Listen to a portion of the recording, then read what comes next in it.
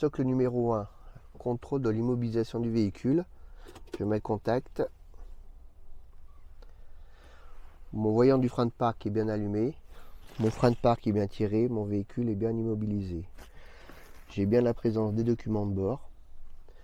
Je n'ai aucun voyant d'alerte, donc ma cabine est bien verrouillée. On va donc pouvoir passer au contrôle extérieur. Mon vitrage, l'ensemble de mes rétroviseurs, ma carrosserie et ma roue, pas d'anomalie. Mon antéviseur, mon pare-brise, l'ensemble de ma carrosserie, pas d'anomalie, hormis les deux petits accros en dessous. Je contrôle, il n'y a pas de tache de fuite sous l'ensemble du véhicule. L'ensemble de mes rétroviseurs, mon vitrage, ma carrosserie et ma roue, pas d'anomalie. L'ensemble de ma carrosserie, hormis le petit accrochage, pas d'anomalie. Mon jumelage, pas d'anomalie.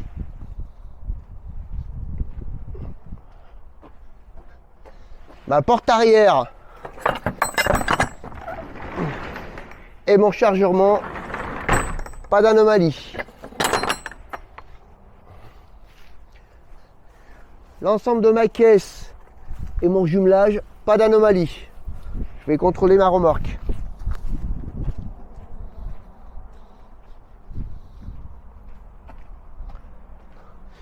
Mon tablier avant, pas d'anomalie.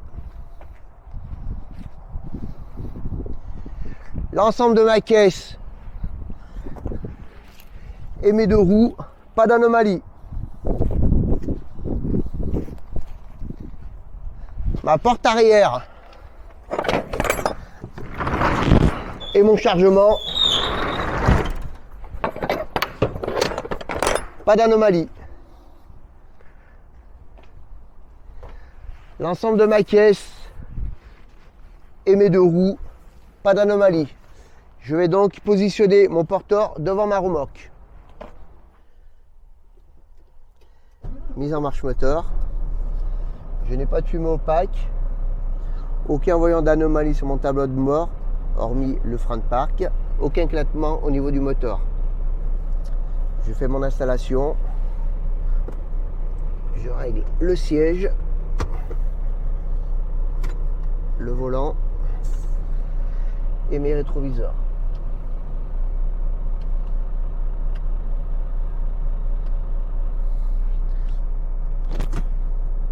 Et je me positionne.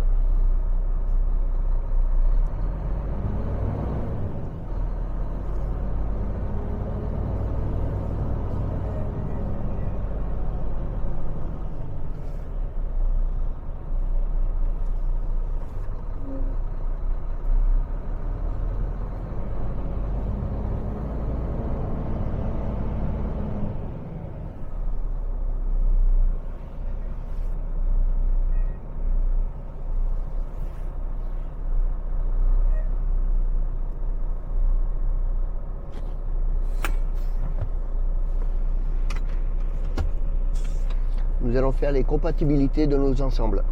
Contrôle des compatibilités. Je contrôle que mon verrou d'attelage est donc bien compatible avec mon anneau d'attelage, ce qui est le cas. Je constate que mon verrou d'attelage est bien ouvert. Je relève ma barre anti-encastrement. Et là, je vais donc contrôler la distance entre mon verrou d'attelage et l'angle de mon porteur. Cette distance doit être inférieure à la distance entre mon anneau d'attelage et l'angle de ma remorque. Alors je constate que j'ai bien une main d'air jaune qui est bien compatible avec mon camion, une main d'air rouge qui est donc compatible avec mon camion.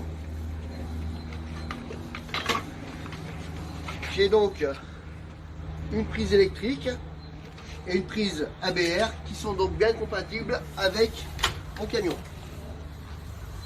Donc on constate bien que tout est bien compatible. Donc prise électrique, main d'air jaune, main d'air rouge et prise ABR. Je vais contrôler maintenant les poids. Alors j'ai un poids à vide de 3 tonnes 460 avec un chargement de 7 tonnes, ce qui me fait donc un poids réel de 10 tonnes 460, qui est donc inférieur à mon PTAC de 18 tonnes, donc je ne suis pas en surcharge sur ma remorque. J'ai un poids vide de 3 tonnes 335 avec un chargement de 6 tonnes, ce qui me fait un poids réel de 16 tonnes 335. Je suis donc inférieur à mon PTAC de 19 tonnes, donc je ne suis pas en surcharge. Si j'assemble mes deux véhicules, ce qui me fera un ensemble de 26 tonnes 795, ce qui sera donc inférieur à ma PMA de 37 tonnes. Je pourrai donc atteler.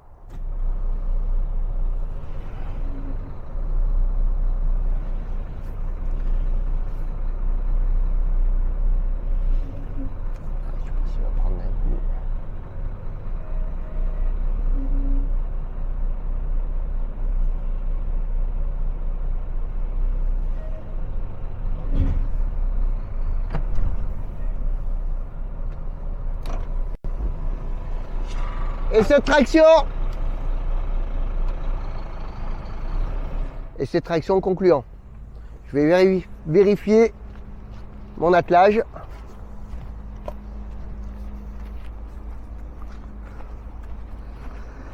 Mon système de sécurité est bien allumé, donc mon attelage est effectué correctement. Branchement des prises.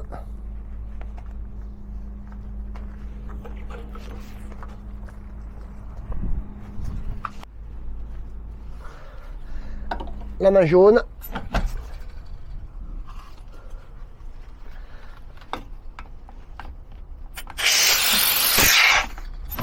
La main rouge.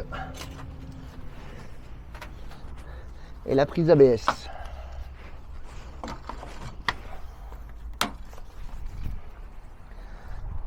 Je relève les béquilles.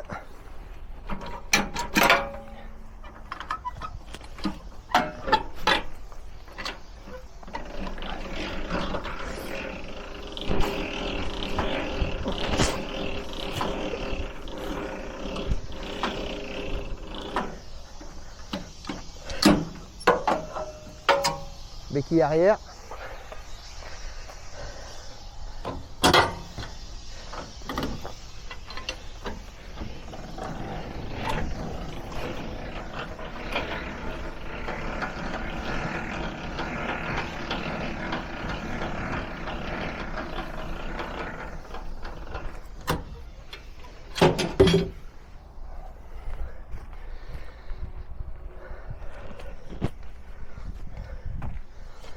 Mon ensemble est constitué. Il a une longueur de 18,75 m pour une hauteur de 4 mètres, une largeur de 2,55 m et un PTRA de 44 tonnes. On va donc pouvoir procéder aux essais de feu. Si vous pouvez contrôler les feux stop.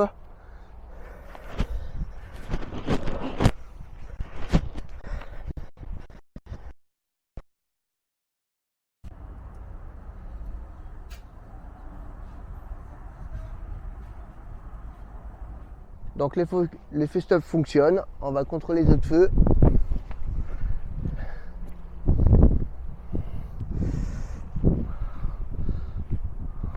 Alors mes deux feux de gabarit en haut, mes deux feux de croisement et mes deux feux de détresse, pas d'anomalie. Mon répétiteur de clignotant, mes 1, 2, 3 feux latéraux orange, pas d'anomalie. Mes deux feux de gabarit de remorque, pas d'anomalie. Mes 1, 2, 3 feux latéraux orange, pas d'anomalie. Mon feu de gabarit, pas d'anomalie. Mes deux feux de détresse, mes deux feux de position, pas d'anomalie.